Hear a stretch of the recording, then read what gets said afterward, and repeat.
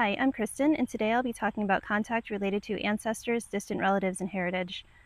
The stories that I'll be talking about are astral projections or very vivid dreams that occur in that in-between state when you're in between being asleep and being awake, and the dream or not quite a dream that you're having it seems to be something more, it seems to be something bigger and just more clear.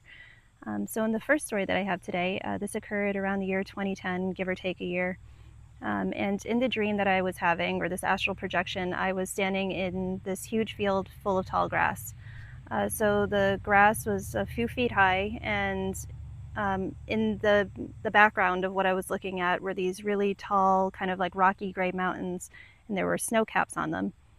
So these mountains didn't have any trees on them whatsoever, just completely rock. And in the middle of the field, kind of to the left of my vision, there was this really large gray boulder.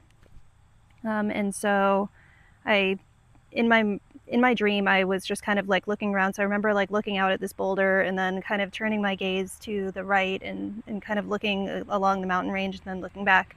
And when I looked back, there was a woman wearing a long dress, floor length or down to her feet, standing on top of the boulder. And so this woman, she had longish, past her shoulders hair, and it was a little bit wavy, and it was like red, so a natural redhead type of color, so orangey. And so I started coming towards her, and she just kind of put her hand up like this and pushed it out, like that kind of universal gesture for like, stop, don't come any closer, don't come here. And when she had done that gesture towards me, I immediately like woke up just in a snap.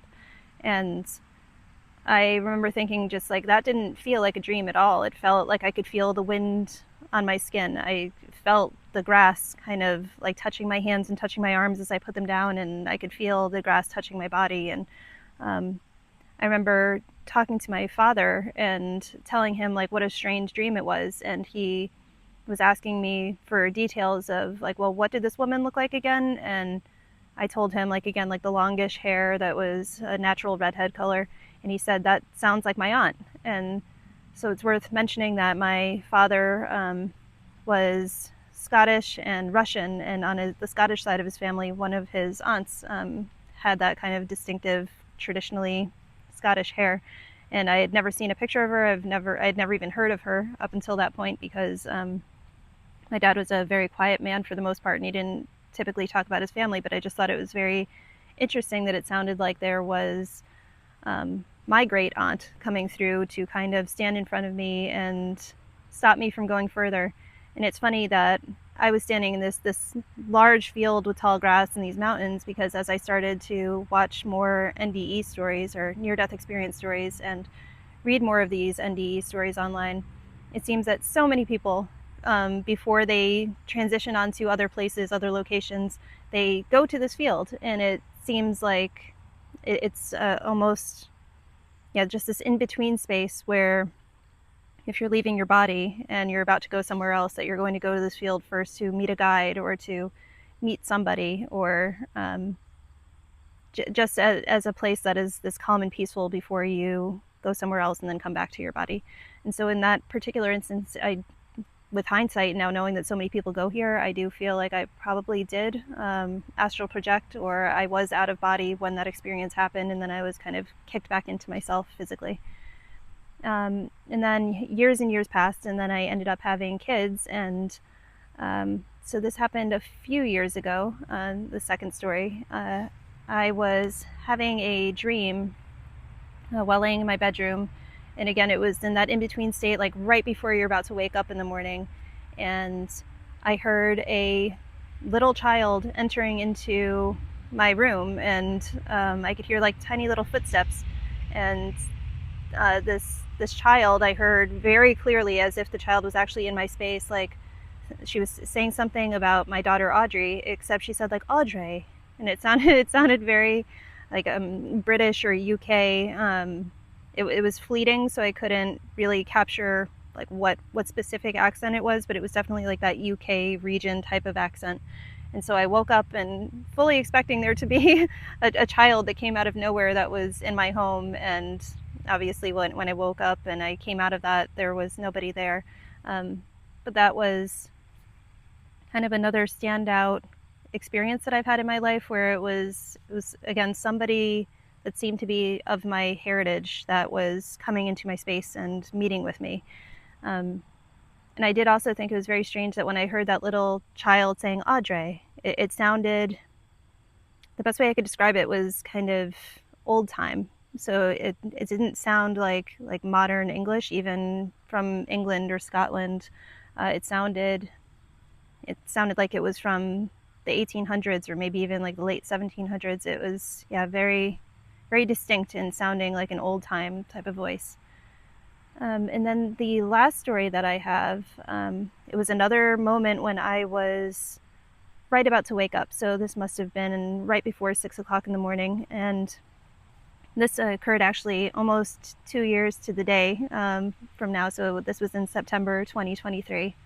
And I was dreaming that I was looking out at a street, and I couldn't really see much except kind of like this golden glow. And I heard the most distinct bagpipes coming through the air. And I have been to Scotland before, and I have heard bagpipes, and I don't really know how to describe this, but it just sounded like the sound of the bagpipes coming on the air was more crisp, more clear, and more present than the sound of the actual bagpipes that I've heard in Scotland, that I've heard when I was younger in my life. And so yeah, it sounded like the most beautiful music that I've ever heard. And I know that a lot of people that aren't Scottish would probably say like bagpipes beautiful, like absolutely not. But I could say it was the most beautiful music that I have ever heard, and it was in this dream state of, and it sounded like it was just the sound of a whole bunch of bagpipes playing the song that was just carrying on the wind. And so I woke up, and it instantly just cut off. It definitely was not the sound of music coming from anywhere in my space, like in my town, anywhere. And it was a really warm day in September when this happened, so all I could really hear was like this loud hum of air conditioning. And so obviously that would have completely blasted out the sound of any kind of outside sounds from the street or anything, but there would not be any bagpipers going down my street regardless. But I just, again, it was a really interesting experience to have, thinking that it almost sounded in that case that there were ancestors, or there was some kind of guide, or just God itself was kind of sending me a message to bring me back to my roots and to bring me back to my Scottish heritage, and kind of saying like, well, this is a beautiful part of like who you are and where you came from. And I'm still trying to think and measure whether there were actual bagpipers in spirit that God or the universe allowed me to hear, or if it was just something that was projected to me just as something that was beautiful. But it did give me pause to think that I haven't really spent too much time thinking about kind of where my family has come from, or who they were, or the lives that they lived, and how that could be impacting me even today. And all of these experiences collectively, they kind of told me that, at least from a contact perspective, it does seem to be very important for those on the other side to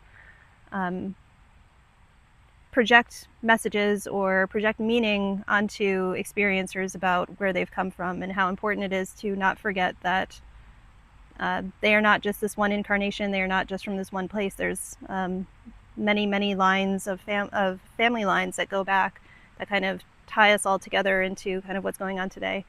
And I do think it's interesting to also think about these contact experiences from the perspective of the theory that so many of us experiencers do have family members that were experiencers. If you go back to grandparents and great-grandparents, and even further and further back, you start to uncover, when you dig into like the little details of who people were, that they were also having contact. And so I think there could also be a message there about just the genetics having an impact on the kind of contact and experiences that we have, and how these gifts kind of travel along familial lines.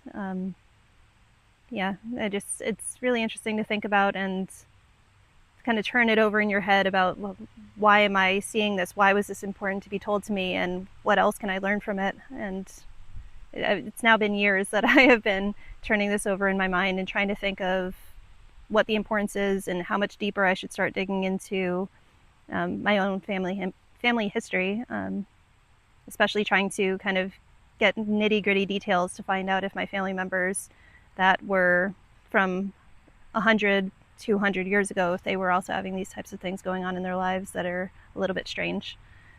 So if you have ever had contact with distant relatives that you've never met, any kind of spirits, or just any people that you feel like have come from far back in your past, or just any kind of messages that you've received that are related to kind of the countries where your family is from, I would love to hear about it. So thank you so much for listening today, and I'll see you in the next one. Bye-bye.